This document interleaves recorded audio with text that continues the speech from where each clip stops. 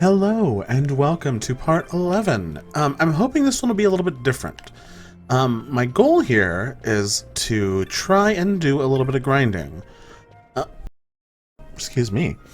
We'll see if the game allows that, or if it really wants me to not do that. So I see this little marker on here, and I'm gonna try to pass it by.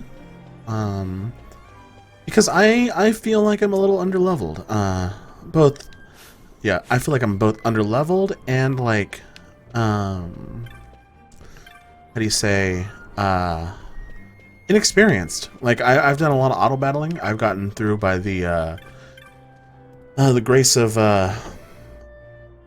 really simple enemies. But last time I'm gonna wait. You're the shop clerk. Wait, who's the shop clerk? Oh, okay, over there. Mate. Welcome to Mate's Magic's newly open. Remember, we're here to serve you. Cool. Okay. Oh, you don't let me sell loot here. Do I not have loot? Okay. Well. Okay. Maybe I need to go to the item shop to sell it. Okie dokie. Yeah. So, ideally, what I'm gonna do here is try to get myself situated and then just figure out how to use magic and stuff, because last time Ash was not casting any magic, which was not ideal considering I needed her to. So we're just gonna you're the guy. Pills are gone. Okay. 5 gold to blue. Wait, I don't have any loot. Okay, is that because I don't have any loot? Loot. Oh, I have no loot. Okay, well, that makes sense then, I guess. Okay. Well, then we're just gonna do this. Let's see. It doesn't matter really, but let's do this earliest one because I'm trying to rotate. Yeah, let me just I'm just gonna work out how to use magic first off. I'm gonna work out how to use magic, and then,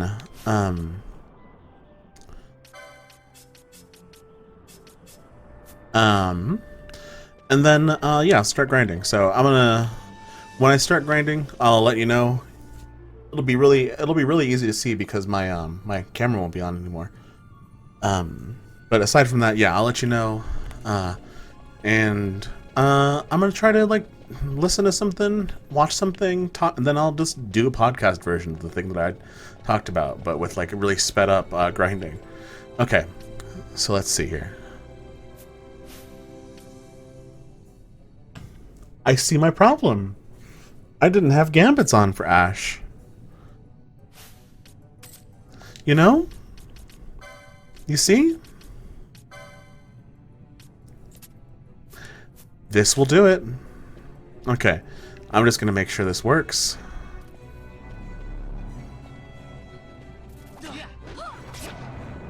And it's on fire now.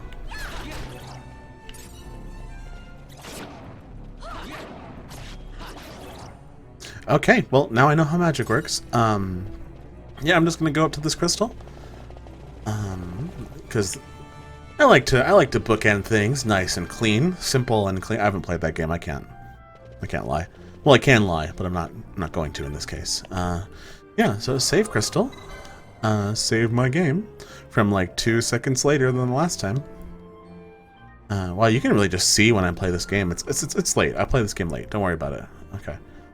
Also, you can see wow, you can see I'm really blowing up my spot here with all these saves, but I'm not gonna get around. I'm not gonna cut them out. That's exhausting. Okay. Well, yeah, I'm gonna fuck off here. Put my mic away, and we're just gonna grind for a while. So, yeah, stick around if you want to see what I do with the podcast version. Because I genuinely don't I don't know what's gonna happen.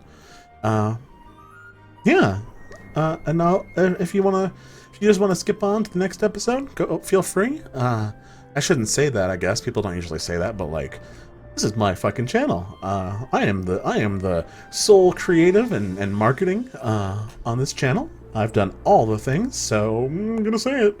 If you want to skip, go for it, and I'll see you next time. Otherwise, I'll see you momentarily as I drop in to record. Okay, one moment. Hi, it's me. I'm here. I had a nice time grinding. I ground, I guess, for an hour and a half. And it was good. I listened to the Giant Bombcast, which didn't really give me as many topics as I had hoped to find. But that's okay. They had a lot of discussions that, honestly, they had like more germane discussions than I had anticipated, which was nice. It's just the topics we're having. There is one that I had been thinking about lately, and it's a little bit, it's COVID related, so if skip ahead a little bit if you're not interested in hearing about it. But they had talked about last Friday, something like that. They talked about how it's like how Reggie Fils-Aimé had like done an interview where he talked about how all the games that came out last year were games that were like so close to finished at the end of 2019, and that like that's not a trend we should anticipate going forward, which is as we come into this this gaming cycle and it's starting to spin up, Guilty Gear Versus no, the new one, whatever the new one was, Verse, it was supposed to come out next month, like April 9th, and they just delayed it to June, and it just made me think about it all over again. It's rough. I don't really know what the future's gonna look like for all that stuff. That's a lot, but yeah, that's like the lightest takeaway I had from the Giant Bombcast, which was funny. I love the Giant Bombcast. I just don't anticipate them to like go in hard on like a lot of topics, but like as the world has shifted this last year to just like hard topics only, they've kind of been like, fuck it, we're just gonna go in, which I admire and appreciate, especially from people who often aren't vocally political. It's the kind of thing that you want going forward. It's the kind of thing that this last year, like you want people who will say that stuff, fuck the fascists, fuck this, fuck that, being vocal about all the things that, all the things they represent, which I appreciate. But yeah, that's pretty much it for the Giant Bombcast. Lately I've been listening to these this network, I guess, called Range Touch. It's really just like three people that I've heard. Michael Lutz, Cameron Kunzelman, and Danny something. But the podcasts are mostly Michael and Cameron. And yeah, it's just been nice. Game Study Buddies is one of them, and they talk about they like read an academic book per month, and it's like just a scholarly book on game studies, and they have like just this nice really thorough discussion. They're both PhDs in different media studies, so it's nice to see them like really break it down and have that kind of conversation. It's been really nice to listen to. I've gotten a lot of like parallel conversations on video games that I haven't been expecting.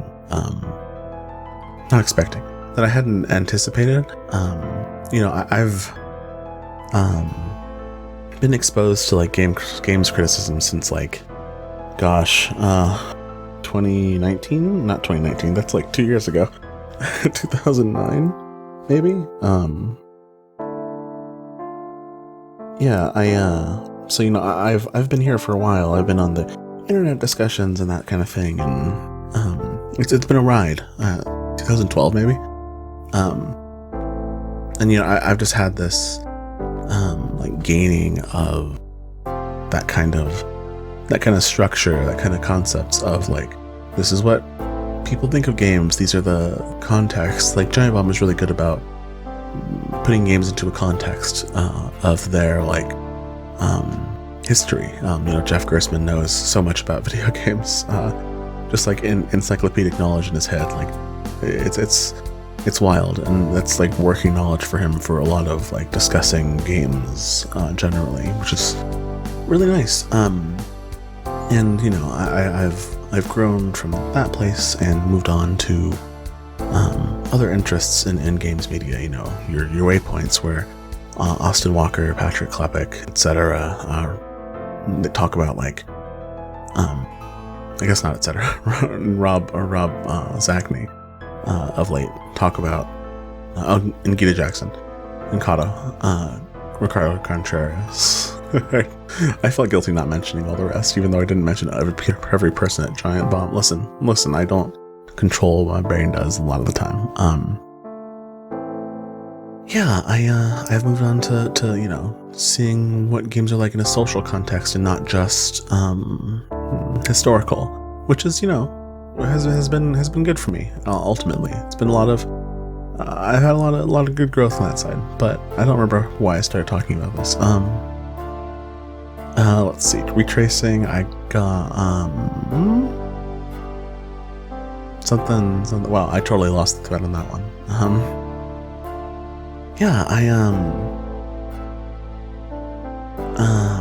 I've been in game. I've been looking at games, listening to games, talking about games for a really long time now. So,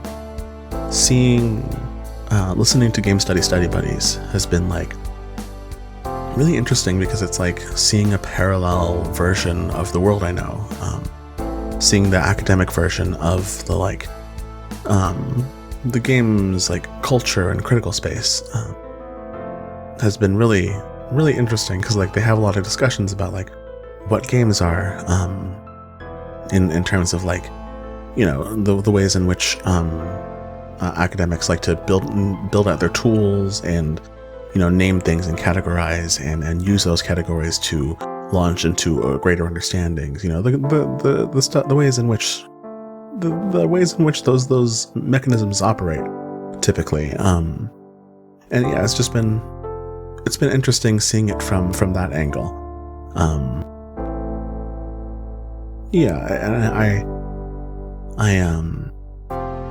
It's been getting into more like granular stuff and more things like more interesting places like well, let's see. Let me open my pod catcher of choice, which I'm not going to name because I'm not doing ads. Well, I'm kind of doing an ad, but that's not. I'm not getting paid, and neither are they probably. Let's see.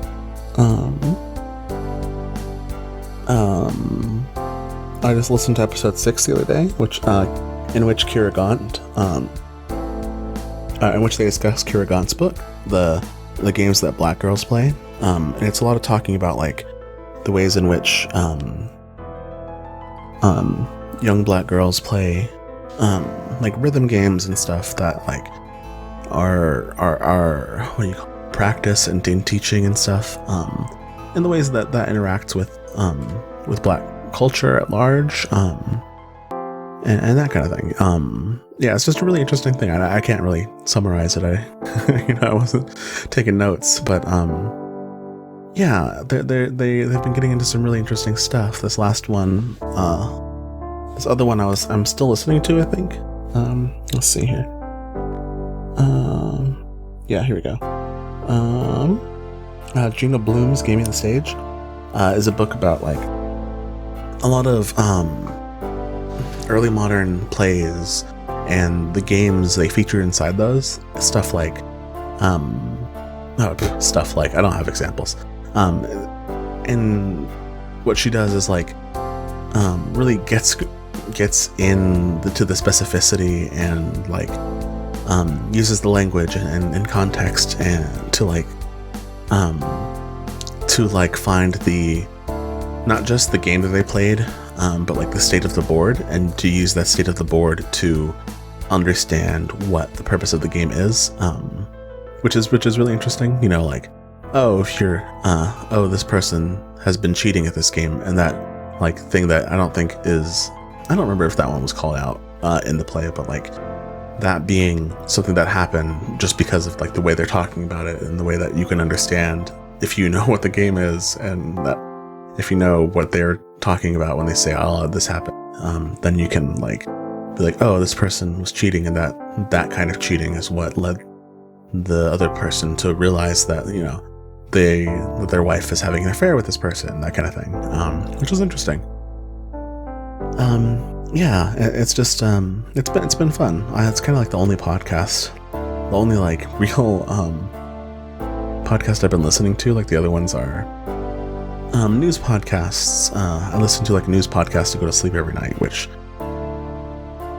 is a questionable choice on my part. I'll admit that. It works for me, and it comes out, like, every day, so, you know, there's always something to sleep to. Usually only takes me, like, I set the sleep timer for half an hour, and then just all of a sudden, hey, we're fine now, and I'm asleep. So and the podcast is usually like an hour to an hour and a half, so I get a good 2 to 3 charges out of it, let's say. So it gives me, you know, 10 to 15, I guess. Things to chances to fall asleep per week, you know. So it's good. It populates that stuff. And you might say, hey, Vince, falling asleep to a news podcast in 2020, well, it's 2021 now, but, you know, after 2020 just feels like oh, look, this is the first time we use this thing. Hold on 1 second. Look at this video. Watch. We're using 2 of their like overdrives for the first time. Mists, I guess. Anyway, that was fun. But yeah, you may be like, Vince, I don't know, the news is really stressful. It's not like a great time to fall asleep to the news. And you're right. You're right, but at a certain point, it's like you can only disengage so much. Not like in an ideological way. It's just like you can only avoid the cacophony of bad news for so long, unless you, like, just go into a forest. We don't have forests out here. I'm in a place without a forest. We're not going to say where I am. Anyway, yeah, that's been my time in podcasts. My book report on the recent podcasts I've listened to. Yeah, I'm really enjoying playing this game. I'm also really enjoying making all the graphics and the audio stingers. I made those myself. I don't know if that's clear. I just have a MIDI keyboard, and I had some virtual instruments, and I don't really know how to make, like, music, but I just put some sounds together and thought they were nice. And I think the stinger I made is, like, nice and friendly and stuff. So, you know, yeah, I had a good time. I'm having a good time, rather.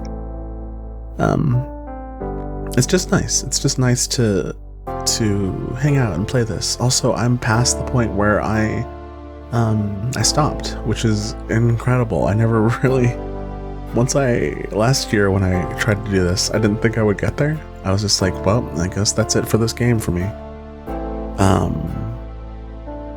Yeah, it's been nice. I hope this has been enjoyable too. I don't have comments on due to anxiety and how the internet, and, like, a knowledge of how the internet works. So sorry about that. But if you're my friend, you can tell me directly if it's been fun. I encourage you to. That kind of encouragement really does go a long way with me. But yeah, I've had a nice time just hanging out.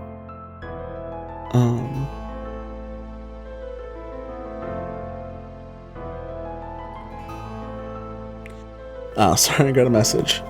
Thought my partner was asleep. They are not. Okay. Well.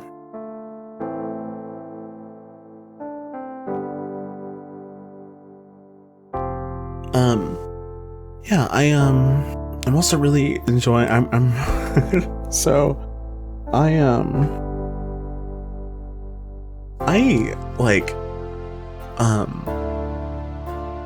didn't really understand when I was like reading guides and stuff about how to build parties and recommended like pairings for different things. When they're like, you need to make sure, or rather, you should. They weren't that prescriptive. You should make sure that that your character's weaknesses are balanced. Basically, the philosophy was every character should be self-sufficient, self-reliant. All the things Ayn Rand would love. No, that's I don't need to compare them. Sorry, that was just off the dome. That just happens. Yeah, and I was like, well, I don't know. So I come to Final Fantasy for the spells, right? I come to Final Fantasy for fire, raga, etc. You know, I'm not here to just not make like the magiest mage I can. Because I thought 4 characters were like the standard. I thought that was going to be how big the parties were, and I think somewhere said 2 parties of 3 is what you can have.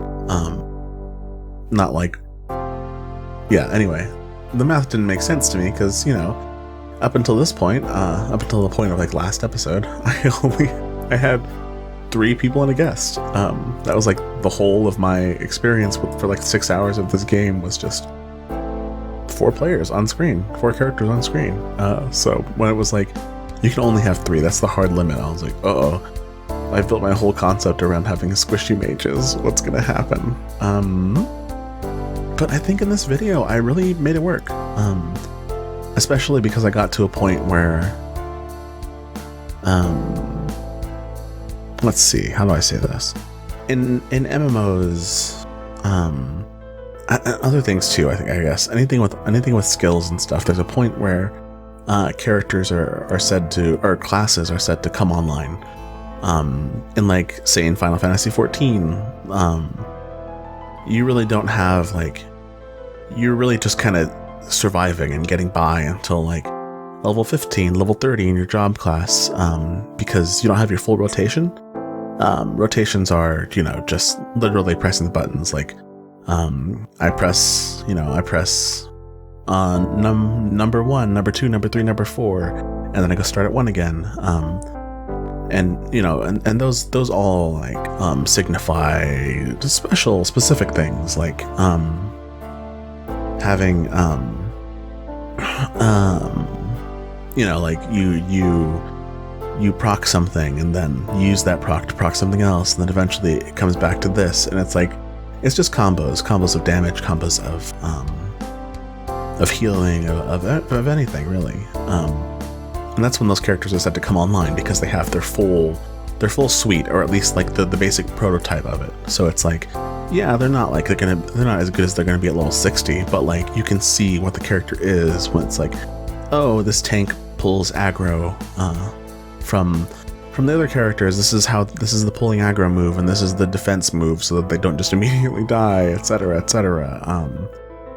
Yeah, and that's, I feel like these characters finally came online in this grind, especially because I have Ash at like 160 MP now, and Penelo like never gets close to like bottoming out on that MP, so that's nice. Penelo does die is the problem, so I need to like build in a little bit more fuck off, don't fight Penelo. But I think towards the end I really got it, because like the gambits are really getting, I like bought a gambit that was like, I think I had a gambit that did the reverse of what I wanted it to do. I was like less than 50% HP, then I'll use fire, not more, so that really like started saving me a lot more MP for Ash. Yeah, and I think that I'm really hitting a good flow, so hopefully next time I don't just like fucking die all the time, and I can like take my time going through stuff. That's my hope anyway. I did not like dying a lot last episode, which I also recorded today. I'm recording this audio today. Yeah, I've had a good time. I feel like I'm having a better time now too, so that's always good, right? Like not tapering off, but just enjoying it is fun. Especially because I got to the end of, this is Van's skill tree, and I got to the end in that middle part there of like the blocking, so he's just like really good at tanking. Then I'm gonna give him more HP so that he can, you know, focus that a little bit more. There's also like, maybe I can like route stuff around too. Like if Penelo sees someone attacking herself, you know, stuff that happen. Anyway, this has been fun, and I will see you next time. All right, bye.